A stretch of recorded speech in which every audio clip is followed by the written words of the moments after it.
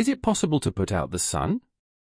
For example, what would happen if we poured all of the Earth's oceans on it, or even more water? Well, let's find out. The universe is a place full of mysteries. Since ancient times, scientists have been arguing about how space works, but none of us has ever doubted the existence of one thing, the sun. The center of our solar system. It's big, simply, and immortal. Nah, not really. Actually, the sun is just an ordinary star. It consists of 75% hydrogen, a little helium, and a pinch of other heavy elements.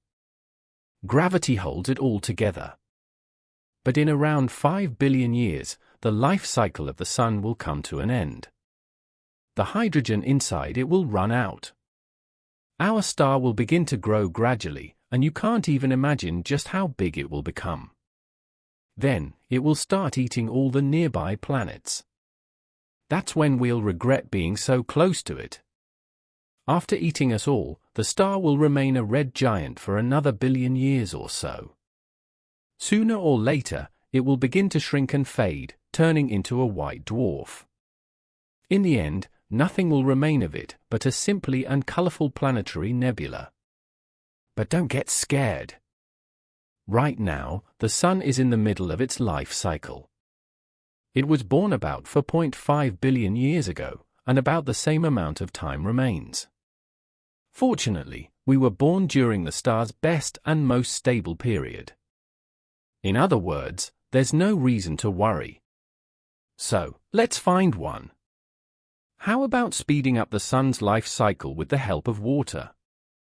We'll try to collect all the water on Earth and pour it onto the sun. First, we'll need a bucket. No, not this one. We'll need a really, really big bucket, the one that can contain around 326 million cubic miles of water.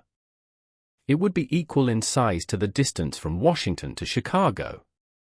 Or, if we can only find ordinary buckets, there should be around 70 quintillion of them.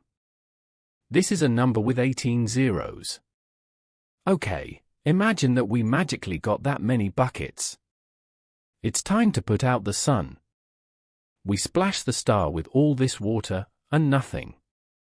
Seriously?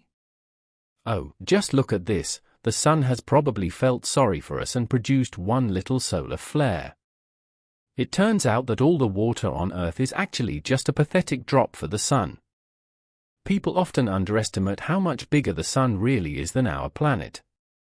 In reality, it can fit more than 1,300,000 Earths. So, yes, the sun won't go out or even get colder. It won't even notice that we've done something. But let's not give up. We really want the sun to go out for some reason. What happens if we pour just enough water on it? And how much is enough? Remember our quintillions of buckets? Well, we actually need about 370 octillions of them. This number has 27 zeros. It's hard to even imagine, so let's just say that it's a lot of water. Now, let's splash it all over the sun again. Wow, just look at the steam. But the sun hasn't gone out again. On the contrary, it said thank you and suddenly became much bigger and simpler. What's happening? You see, the sun isn't actually a campfire. Inside bonfires or candle flames, there's a chemical combustion. When we pour water on the fire, the water absorbs the heat of the flame and cools it to such an extent that it can no longer maintain the burning reaction. It also blocks the fire's access to oxygen. Water basically stops the chemical process. But the burning of the sun isn't the same reaction. Even though we say it burns, it's not entirely true. What happens there is called nuclear fusion. It's one of the most violent and craziest reactions in the universe. There are many layers of hydrogen going deep into the sun. If you take 4 hydrogen atoms and ram them together, you're left with an atom of helium. When we talk about the sun, the process is a little more complicated. When the star tries to carry out that fusion, positive protons repel each other. It takes a lot of force and energy to somehow squeeze them together. Fortunately, there's a magical force in space, gravity. The Sun takes up 99.8% of all the mass of the solar system. Pretty heavy, right? And all this mass is what holds the Sun together with the help of an incredible gravitational force.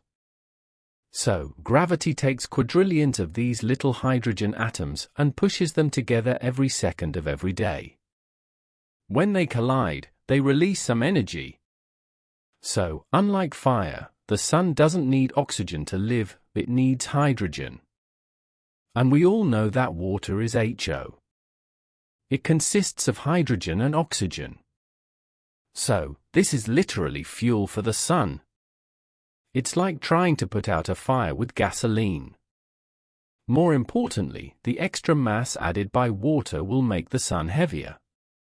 Now, gravity says, "Thank you for your help," and then starts to collide protons with each other even faster. Thanks to this, the synthesis speeds up. Great! We've made the Sun incredibly strong, and now it has eaten us along with other nearby planets. And if we keep adding water, the Sun will sooner or later collapse in on itself. It will blow off its outer layers and become a black hole. Awesome! Now it will pull inside absolutely everything around. Good job, guys! Let's press rewind because clearly, our water experiment was a mistake. One small solar flare sounds much better. Alright, we're back to our usual calm Sunday. But it seems like there's something that we've forgotten. Well, apparently, water was critically important for life on Earth. Who would have thought? Now, there's a huge number of unmoving fish and other marine creatures lying around where the oceans used to be. Poor things. As for deep-sea creatures, they simply didn't withstand such a sharp change in pressure.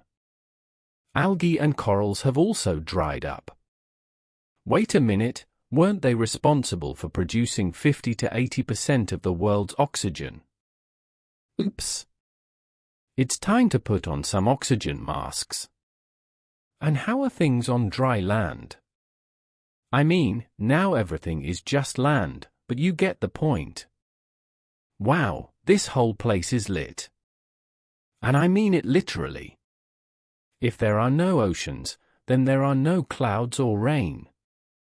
Now, there are forest fires everywhere. Poor animals have to escape and leave their homes.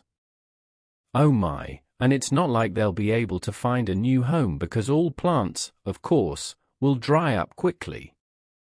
There will be literally no place left for living things on the planet. So now, Earth looks like a giant desert. Great! But people have been living in deserts for thousands of years, right? Maybe they'll know what to do. They won't. After all, people in the desert also need to drink. So now, there's total chaos everywhere, and survivors fight for the last drops of water, if there are any survivors at all.